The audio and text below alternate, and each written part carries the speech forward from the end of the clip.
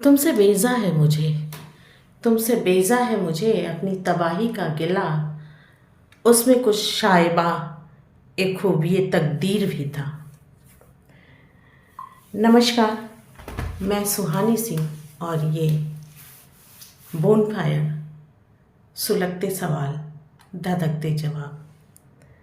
आज जवाब कुछ नहीं है और सवाल भी कुछ नहीं है। बातों को करते करते सवाल निकल जाए तो वो अलग बात है। मन वेदना से भरा हुआ है।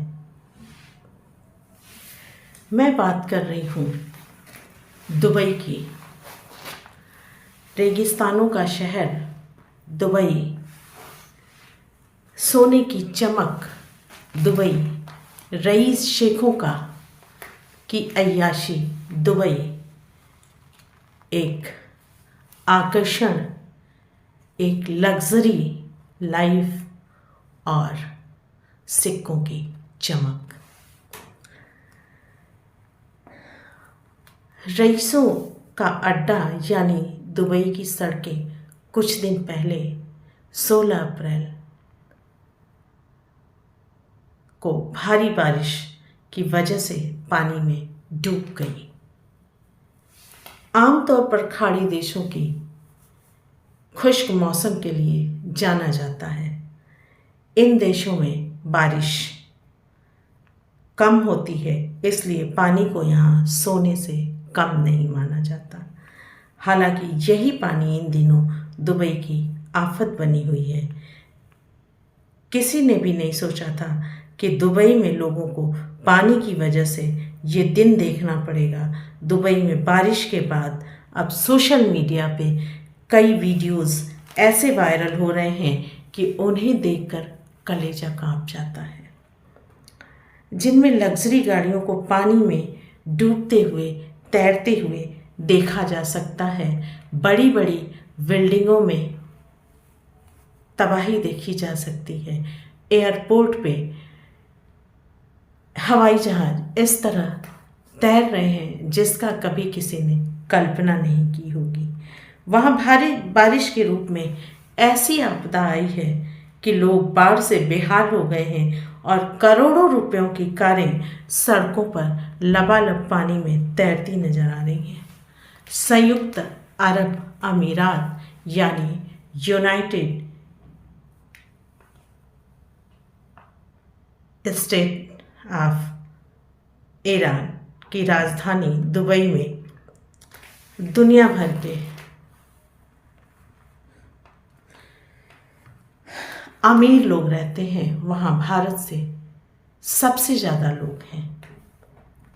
दुबई की सड़कों पर रोल्स रॉयल और लैंड रोवर जैसी कारों का दिखना आम बात है।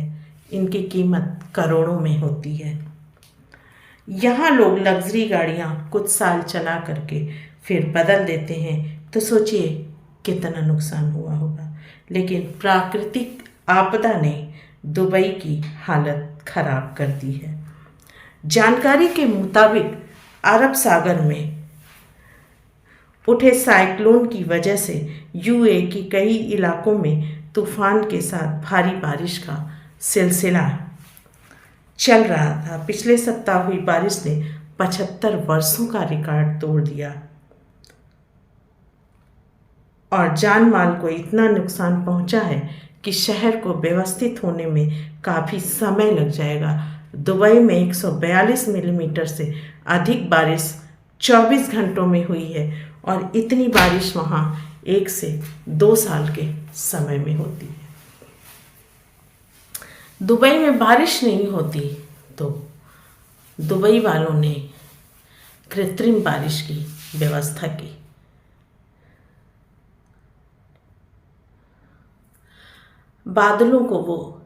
कृत्रिम बादलों को क्रिएट करते हैं, उन्हें आसमान में एक निश्चित ऊंचाई पे छोड़ते हैं और उसमें केमिकल का छिड़काव करते हैं, जिससे पानी के ड्रॉप्स और आइस के छोटे छोटे टुकड़े बारिश के रूप में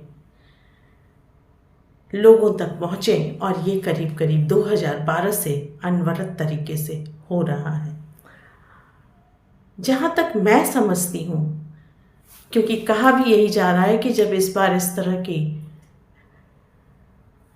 कृत्रिम बारिश को अंजाम दिया जा रहा था, उसी समय इत्तफाकन नेचुरल रेन भी शुरू हो गया। लेकिन मुझे लगता है कि अगर कल को जब स्थिति सामान्य हो जाएगी और इस पे जब जांच चलेगी, तो शायद यही निकले कि कुछ न कुछ असावधानी रह गई होगी। खैर, वो तो बात की बात है, पर एक सत्य यह भी है कि जब आप नेचर के साथ ज़रूरत से ज़्यादा खिलवाड़ करते हैं, तो नेचर सहते सहते जब तंग आ जाती है तो अपने तरीके से आपको समझाती है। चाहे उसका उदाहरण कोरोना हो या फिर 2024 में अब तक बड़े बड़े विकसित शहरों देशों में आई हुई आपदा हो, चाहे उसमें जापान हो या फिर चाइना। हमारे देश भारत में भी हिमाचल में जो आपदा आई थी भयावह थी।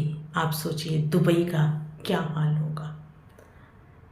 साइक्लोन इतना ताकतवर था कि उसमें आग दिख रही थी और समुंदर से पानी सीधे ऊपर बादल में जा रहा था।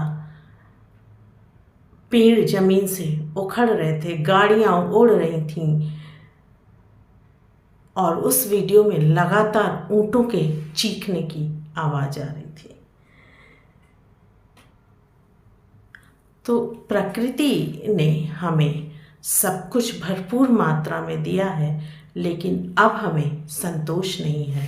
हम उस पर अपनी चलाते हैं, दोहन करते हैं, छेड़छाड़ करते हैं, जो कि कहीं से भी सही नहीं है। हमारे देश भारत में भी कानपुर IIT में कृत्रिम बारिश की करके देखा गया और उसमें वो सक्सेस रहे। लेकिन जो प्रकृति है उसका हर चीज़ अपने समय पे निश्चित है। भारत की जलवायु कुछ इस तरह की है कि 4-4 महीने पे यहाँ पे मौसम बदलते हैं और उसमें कोई बहुत ज़्यादा देर सवेर नहीं होती है।